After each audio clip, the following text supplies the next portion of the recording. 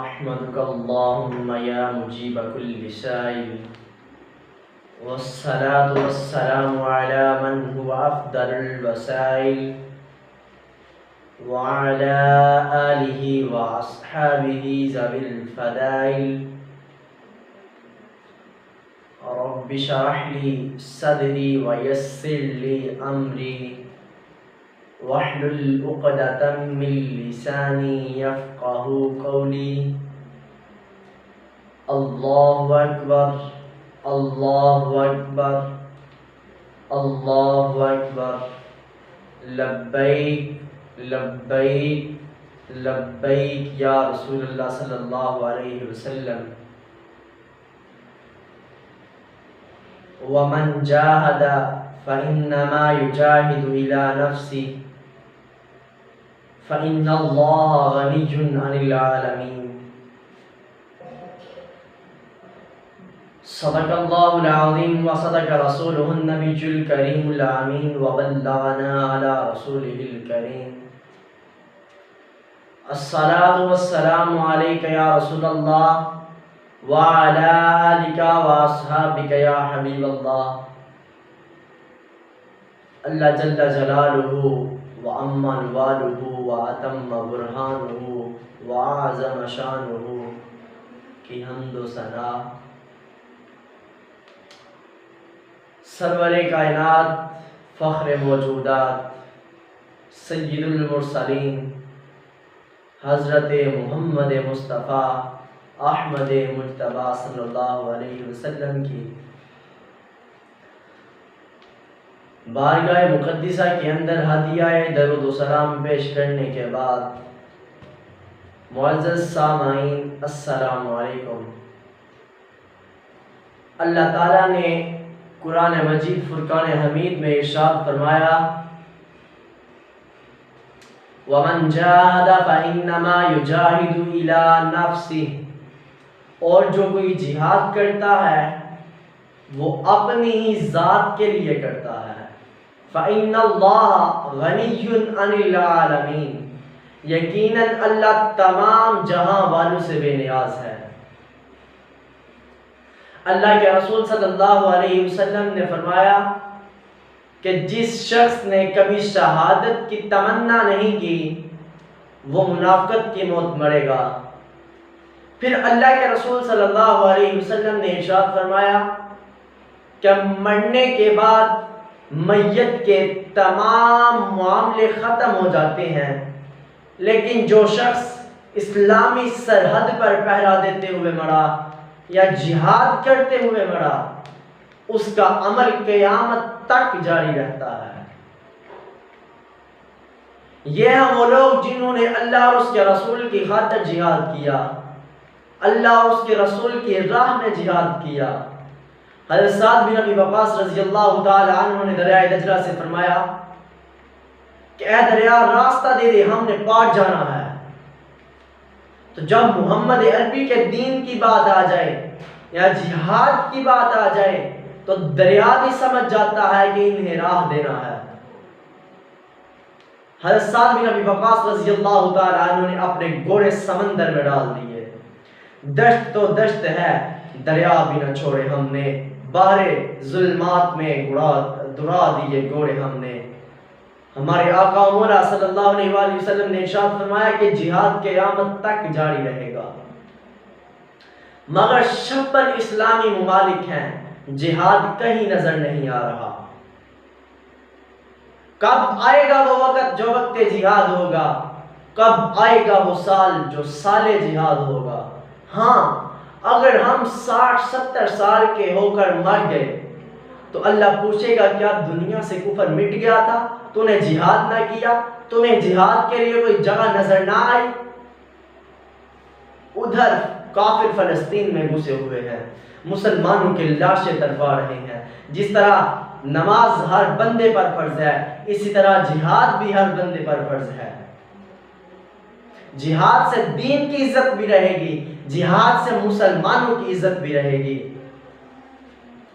اگر یہ دنیا جہاد کرتی رہتی تو اس نے ذلیل نہیں ہونا تھا. سیدنا ابو بکر صدیق رضی اللہ تعالی عنہ فرماتے ہیں کہ جو قوم جہاد چھوڑ دیتی ہے اللہ اس کو ذلیل کر دیتا ہے، مگر آج صرف امریکہ کی غلامی ہے، ہر کوئی آگے بڑھ رہا ہے، میں اس کا بڑا غلام ہوں، میں امریکہ کا بڑا غلام ہوں۔ تو جب امریکہ دیکھتا ہے تو وہ کہتا ہے اگر میرے غلام ہو تو مسجدوں کے سپیکر اتارو، اگر میرے غلام ہو تو اللہ اور اس کے رسول کے دین کی خاطر باہر نکلنے والوں پر شیئرنگ کرو، اگر میرے غلام ہو تو اللہ اور اس کے رسول کے نصاب میں تبدیلی کرو، اگر میرے غلام ہو تو جو اللہ اور اس کے رسول کے دین کی خاطر نکلے ان کو پکڑ کر گرفتار کرو، ان پر ظلم کرو۔ تو وہ وہی کچھ کرتا ہے جو امریکہ کہتا ہے، یہ فاقہ کش موت سے ڈرتا نہیں کبھی، روح محمد ان کے بدن سے نکال دو، مفاہمت نہ سکھا جبر نارواں سے مجھے، میں فاقہ کش ہوں لڑا دے کسی بلا سے مجھے۔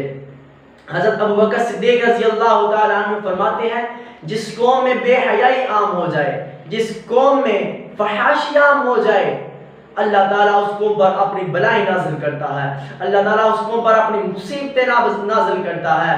تم اپنی بیٹیوں کو بازار کی زینت بنا کر کیا سمجھتے ہو کہ تمہیں روٹی ملے گی؟ نہ یہ بات تو 14 صدیاں پہلے صدی کے اکبر بتا گئے کہ پاکستان کے حالات نہ تو عمران خان ٹھیک کر سکتا ہے، پاکستان کے حالات نہ تو نواز شریف ٹھیک کر سکتا ہے، پاکستان کے حالات نہ تو کوئی امریکہ کا غلام ٹھیک کر سکتا ہے، پاکستان کے حالات صرف محمد عربی کا غلام ٹھیک کر سکتا ہے۔ اگر پاکستان کے حالات ٹھیک کرنے ہیں تو سیدنا صدیق اکبر کی سیرت پڑھو، اگر پاکستان کے حالات ٹھیک کرنے ہیں تو سیدنا عمر فاروق کا دور پڑھو۔ تم ریاست مدینہ کی باتیں کرتے ہو، ریاست مدینہ کے پہلے خلیفہ سیدنا ابو بکر صدیق نے مرزیوں کو نہیں نوازا، بلکہ جب یمامہ کا وقت آیا تو آپ نے اعلان فرما دیا کہ خواب برا ہو یا جواں، نبینا ہو یا آنکھوں والا ہو، بدری ہو یا غیر بدری، سارے کے سارے یمامہ پہنچے۔ ساری زندگی تو نے کرکٹ کھیلتے رہے اور بعد میں مسلمانوں کا حکمران بن گیا، تمہیں کیسے پتا کہ ملک کیسے چلانا ہے؟ علامہ اقبال فرماتے ہیں عمارت کیا شکوائے خسروی بھی ہو تو کیا حاصل، نہ زور حیدری تجھ میں نہ استغنائے سلیمانی، مٹایا کیسر و کسریٰ کی استبدال کو جس نے، وہ کیا تھا زور حیدر فکر ابو ذر صدق سلیمانی۔ تیرے پاس ان چیزوں میں سے کوئی چیز بھی نہیں اور باتیں ریاست مدینہ کی کرتا ہے۔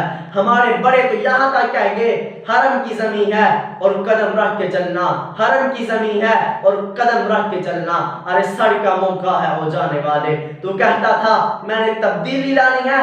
سیدنا عمر فاروق رضی اللہ تعالی عنہ کے زمانہ میں ایک بندے نے گھوڑے پالے تو آپ نے اسے بلایا اور فرمایا کہ تو امیر ہو گیا ہے، تیرے لیے دو باتیں ہیں، یا تو اپنے گھوڑے مدینہ سے باہر لے جا یا تو مدینہ شریف کا چارہ نہیں خرید سکتا کیونکہ تم امیر ہو گیا ہے، تو غریب کا کیا بنے گا، تو مہنگائی کر دے گا۔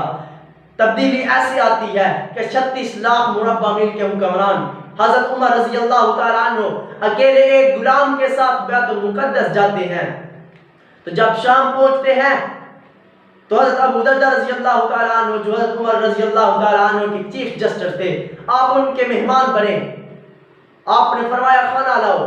حضرت ابو دردہ رضی اللہ تعالیٰ عنہ نے عرض کی اے امیر المومنین پک رہا ہے، آپ نے پھر فرمایا، آپ نے پھر عرض کیا امیر المومنین پک رہا ہے۔ حضرت عمر فاروق رضی اللہ تعالیٰ عنہ جلال میں آ گئے، آپ نے فرمایا یار بھوک لگی ہے کھانا لاؤ۔ حضرت ابو دردہ رضی اللہ تعالیٰ عنہ نے عرض کیا امیر المومنین روٹی کے ٹکڑے پانی میں بھگوئے ہیں، وہ گل رہے ہیں، ابھی تک گلے نہیں۔